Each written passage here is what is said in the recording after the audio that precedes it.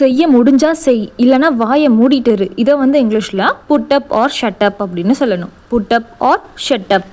Next one, பொய் புழுகாத, reel சுத்தாத அப்படின்றத இங்கிலீஷில் கட் த கிராப் அப்படின்னு சொல்லணும். சொல்லுங்கள், கட் த கிராப் அப்படின்னு சொல்லணும். நெக்ஸ்ட் ஒன், என் வீட்டில் நான் வச்சது தான் சட்டம் அப்படின்றத இங்கிலீஷில் மை ஹவுஸ் மை ரூல்ஸ் அப்படின்னு சொல்லணும். சொல்லுங்கள், my house my rules.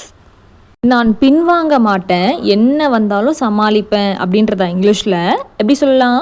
I am not backing down அப்படின்னு சொல்லணும். சொல்லுங்கள், I am not backing down.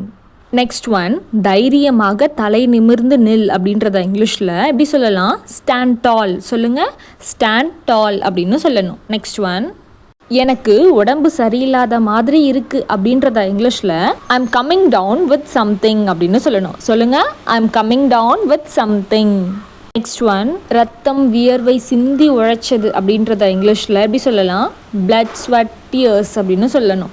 சொல்லுங்கள், blood sweat tears. என் மனசில் இருந்த பாரம் இறங்கிருச்சு. இதை வந்து இங்கிலீஷில் a load of my mind அப்படின்னு சொல்லணும். சொல்லுங்கள், a load of my mind. இதில் எனக்கு என்ன லாபம் அப்படின்றத இங்கிலீஷில் எப்படி கேட்கலாம்? Watts in it for me அப்படின்னு கேட்கலாம். சொல்லுங்கள், watts in it for me அப்படின்னு கேட்கலாம். இந்த மாதிரி மோர் இன்ட்ரெஸ்டிங்கான வேர்ட்ஸ் கற்றுக்கிறதுக்கு மறக்காமல் நம்ம சேனலை ஃபாலோ அண்ட் சப்ஸ்கிரைப் பண்ணிக்கோங்க. தேங்க்யூ ஃபார் வாட்சிங். இந்த மாதிரி உங்களுக்கு வேறு ஏதாச்சும் வேர்ட் இங்கிலீஷில் கற்றுக்கணும், சென்டென்ஸ் கற்றுக்கணும் அப்படின்னா அந்த சென்டென்ஸை கீழே கமெண்ட் பண்ணுங்கள், நான் உங்களுக்கு ரிப்ளை பண்ணுறேன்.